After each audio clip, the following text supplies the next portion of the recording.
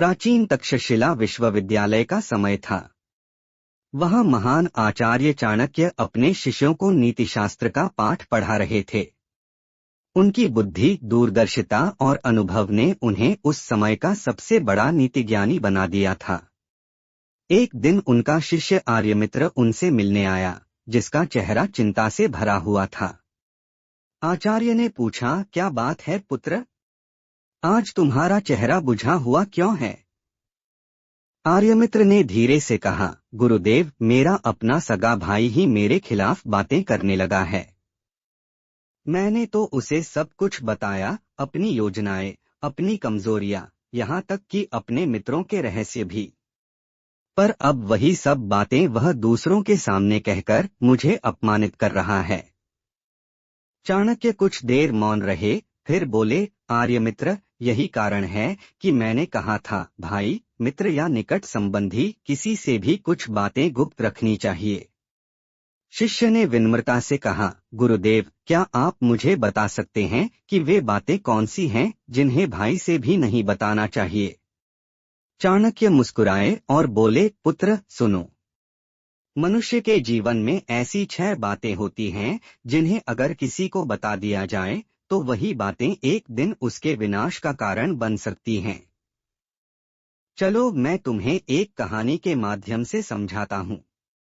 पहली बात, अपनी कमजोरी। चाणक्य बोले, एक राजा था विक्रमसेन।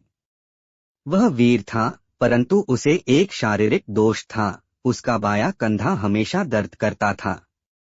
उसने यह बात केवल अपने भाई सुरसेन को बताई। एक दिन जब राज्य में विद्रोह हुआ तो वही सुरसेन शत्रु के पास जाकर बोला, राजा का बायां कंधा कमजोर है, वहीं वार करो। युद्ध में राजा घायल हुआ और राज्य खो बैठा। इसलिए याद रखो, अपनी कमजोरी कभी किसी को न बताओ, चाहे वह अपना भाई ही क्यों न हो। आर्यमित्र ने सिर झुकाकर कहा, गुरुदेव, मैं समझ गया। जो हमारी कमजोरी जान लेता है वह समय आने पर उसे हथियार बना लेता है। दूसरी बात, अपनी धन संपत्ति। चाणक्य आगे बोले, दूसरी बात है, अपने धन का रहस्य किसी से साझा न करना। उन्होंने उदाहरण दिया, एक व्यापारी था प्रभाकर। वह अपने भाई के साथ व्यापार करता था। प्रभाकर ने अपने भाई से कहा कि उसने पहाड़ी गुफा में बहुत सारा धन छिपा रखा है। कुछ महीनों बाद जब वह धन निकालने गया तो गुफा खाली थी। भाई ने कहा, मुझे नहीं पता, लेकिन प्रभाकर जान गया कि विश्वास का धन टूट चुका है। इसलिए पुत्र, धन का रहस्य हमेशा गुप्त रखना चाहिए। धन का लोभ मनुष्य को अंधा कर देता है। तीसरी बात, अपने घर की कलह। आचार्य ने तीसरी नीति समझाई, घर की कलह यानी परिवार के झगड़े कभी बाहर नहीं बताने चाहिए। अगर घर की कमजोरियां बाहर चली जाएं, तो लोग उनका मजाक उड़ाते हैं और दुश्मन उसका लाभ उठाते हैं। उन्होंने एक उदाहरण दिया, एक ब्राह्मण था जिसके घर में रोज पत्नी से झगड़ा होता था। उसका मित्र और भाई सब जान गए। जब गांव में विवाद हुआ तो उसी झगड़े का उपयोग उसके विरुद्ध किया गया।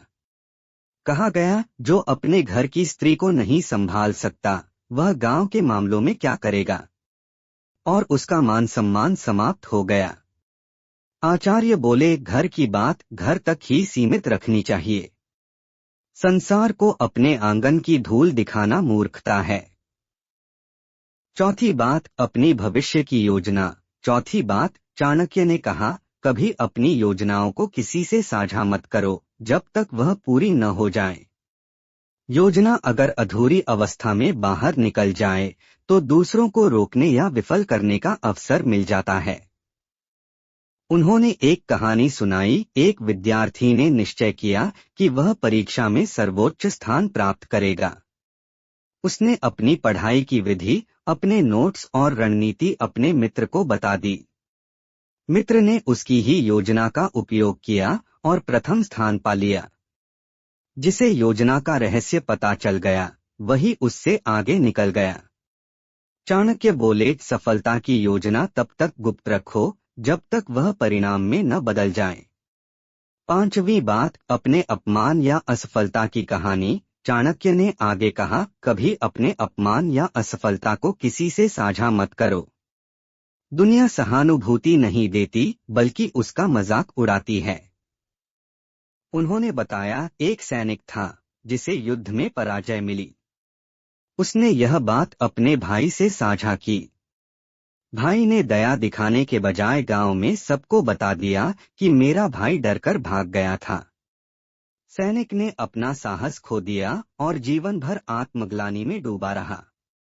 चाणक्य बोले, यदि असफल हो जाओ तो मौन रहो, पुनः प्रयास करो। लोग परिणाम को देखते हैं, बहाने को नहीं। छठी बात, अपनी निजी इच्छाएं या प्रेम। चाणक्य ने अंतिम बात कही, कभी अपनी गहरी इच्छाएं, प्रेम या आकांक्षाएं भी किसी को न बताओ। ये बातें मन के मंदिर में रहने के लिए होती हैं, बाजार में बताने के लिए नहीं। उन्होंने उदाहरण दिया, राजकुमार धनंजय को एक राजकुमारी से प्रेम था। उसने यह बात अपने भाई से साझा की। भाई ने वही राजकुमारी स्वयं पाने की कोशिश की और छल से दोनों के बीच गलतफहमी पैदा कर दी। राजकुमार का हृदय टूट गया।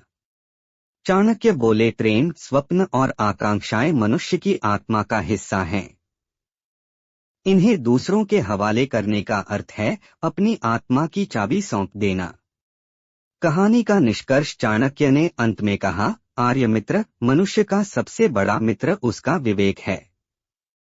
संसार बदल सकता है, रिश्ते टूट सकते हैं, पर विवेक अगर जागृत है तो कोई तुम्हें धोखा नहीं दे सकता। इन 6 बातों को गुप्त रखो, अपनी कमजोरी, धन संपत्ति, घर की कलह, भविष्य की योजना, अपमान या असफलता, निजी इच्छाएं या प्रेम। याद रखो, ये बातें अगर दुनिया को पता चल गईं, तो तुम्हारा मन, सम्मान और सफलता सब खतरे में पड़ सकते हैं। आर्यमित्र ने श्रद्धा से आचार्य के चरणों में सिर झुका दिया और बोला, गुरुदेव, आज से मैं अपने शब्दों का पहरेदार बनूंगा। अब समझ आया, मौन भी कभी कभी सबसे बड़ी नीति होती है।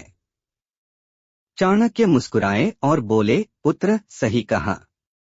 बोलना एक कला है, पर मौन रहना एक तपस्या है। जो इस तपस्या में सफल हुआ, वही जीवन में अजेय बनता है। संदेश, हर व्यक्ति को यह समझना चाहिए कि दुनिया में सबसे बड़ा धन विश्वास है, और जो अपने रहस्यों को बांट देता है, वह उस विश्वास को स्वयं कमजोर कर देता है। चाणक्य की यह नीति आज भी उतनी ही सत्य है। अपनी बातें सोच समझकर ही साझा करो, क्योंकि हर मुस्कुराता चेहरा सच्चा साथी नहीं होता। ऐसी और भी मोटिवेशनल स्टोरी के लिए चैनल को सब्सक्राइब एंड वीडियो को लाइक करें।